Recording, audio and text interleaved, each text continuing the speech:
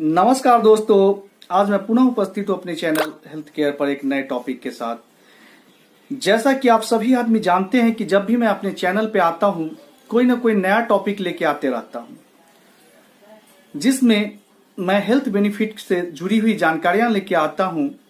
कभी इक्विपमेंट होते हैं जो हेल्थ बेनिफिट के लिए कार्य में लिया जाता है, कभी फ्रूट्स मटेरियल्स के बारे में जानकारी देने का प्रयास करता हूँ, और जनरली मैं मेडिसिन से संबंधित ही जानकारी प्रदान करता हूं, देने का प्रयास करता हूं। आज मैं उस सीरीज में जिस मेडिसिन को लेके आया हूं, ये मेडिसिन एक एंजाइम है जो कि बीटा जैम के नाम से मार्केट में इजीली अवेलेबल है। इस वक्त जो ये कांच के बोतल में 200 ml के पैक में मार्केट में इजीली अवेलेबल है, आपके नियरेस्ट मेडिकल शॉप में ये इजीली मिल जाता है। बीटा जैम बहुत ही पॉपुलर नाम है और ढेर सारा डॉक्टरों के द्वारा प्रिस्क्राइब किए जाने वाले मेडिसिन में से एक मेडिसिन है और बहुत लोग इसका उपयोग करते हैं, फायदेमंद है। तो आज मैं इसी संबंधित सारी जानकारियां देने का प्रयास करूंगा कि इसका क्या उपयोग है, कितनी मात्रा में लेनी चाहिए, क्या बेनिफिट हो सकता है और ज्यादा मात्रा में लेने से क्या नुकसान दे सकता है। आज सारी इसी संबंधित सारी जानकारी देने का प्रयास करूंगा। तो सर्वप्रथम मैं बता दूं कि ये जो है बीटा जैम, ये बीटा जैम देख रहे होंगे इस वक्त मेरे हाथ में, ये कांच के बोतल में आता है और ये 200 ml के पैक में अवेलेबल है। और ये 200 ml पैक 200 ml क्वांटिटी के लिए आपको पे कितना करना होता है, इसका प्राइस क्या है, तो इसके प्राइस 97 रुपीज अप्रोक्स कर सकते हैं कि 100 के आसपास, 97 रुपया में ये 200 ml का पैक मार्केट में इजीली अवेलेबल है और इजीली मिल जाता है। तो मैं बता दूं कि एंजाइम का जब बात करते हैं, ये बीटा जैम है। जैम वर्ड से ही ऐसा लगता है कि डाइजेस्टिव एंजाइम से जुड़ी हुई ढेर सारा जैम बना हुआ है। अगर मैं बात करूं तो आपको एरिस्टो जैम हो गया, एंग्लो जैम हो गया, उसी प्रकार से ये बीटा जैम भी काम करता है।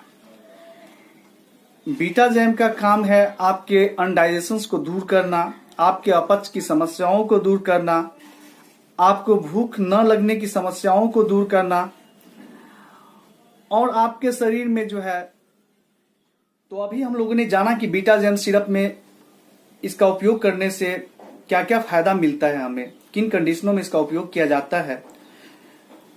भूख न लगने की स्थिति में इसका उपयोग करने से भूख न लगने की समस्याओं दूर हो जाती है और साथ ही साथ आपका अनडाइजेशंस के प्रॉब्लम से अगर आप सफर कर रहे हैं तो आपका डाइजेस्टिव सिस्टम प्रॉपर वे में वर्क करने लगता है और पाचन क्रिया जो है आपका वो सामान्य हो जाता है।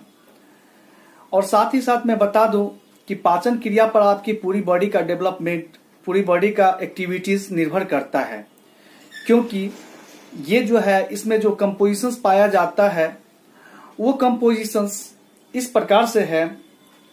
इसमें मुख्य रूप से फंगल डाइएस्टेज पाया जाता है और साथ ही साथ इसमें पाया जाता है आपको कार्डामोम ऑयल पाया जाता है, सिनामोन ऑयल पाया जाता है और मुख्य रूप से फंगल डाइजेस्टेज पाया जाता है।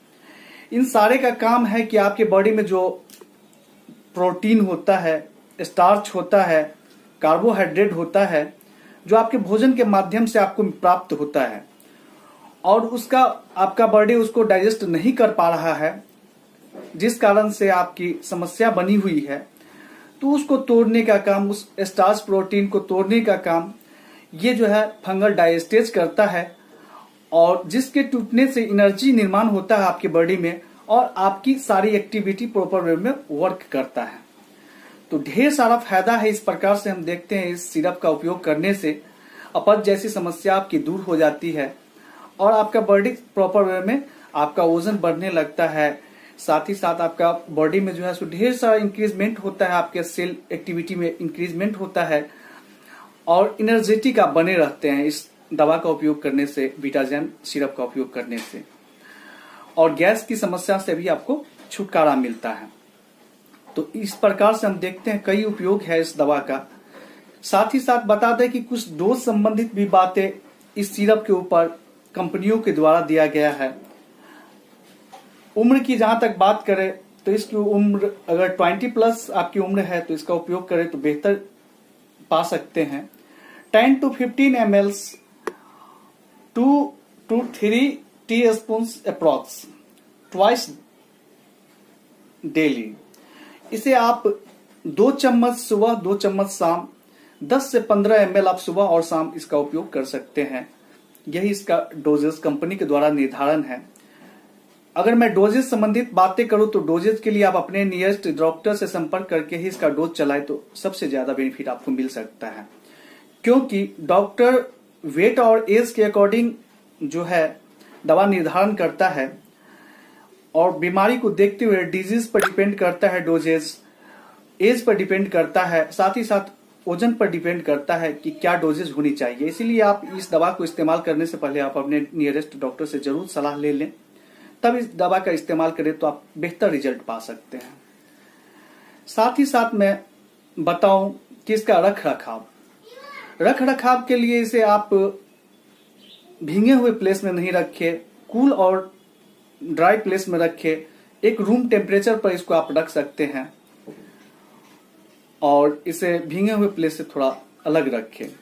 ये कांच के बोतल में अवेलेबल है, इसीलिए इसे रख रखाव में थोड़ा आपको ध्यान देने की जरूरत है, क्योंकि कांच का बोतल कभी भी टूट सकता है, उसको टूटने से बचाना भी है। साथ ही साथ मैं बता दूं कि इसका ओवरडोज लेने से आपको क्या समस्याएं आ सकती है।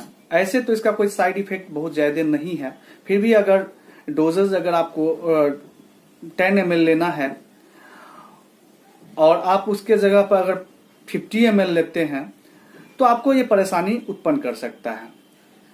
आपके डाइजेशन सिस्टम को ये जो है बिगाड़ सकता है और जो डाइजेशन का प्रोसेस है, जो नॉर्मली आपका जो है टूल्स क्लियर होता है, उसे ये बिगाड़ देगा और ये जो है सो आपको ज्यादा या कम उसमें प्रारंभ कर देगा। साथ में उसका कलर चेंज कर सकता है। अगर इसको लेने से कोई तरह की समस्याएं, जैसे आपके बॉडी पर कोई इचिंग होने लगे या आपको वोमिटिंग जैसे कोई समस्या लगे, तो आप अपने नियरेस्ट डॉक्टर से संपर्क कर लें और इसके बाद ही इसको चलाएं।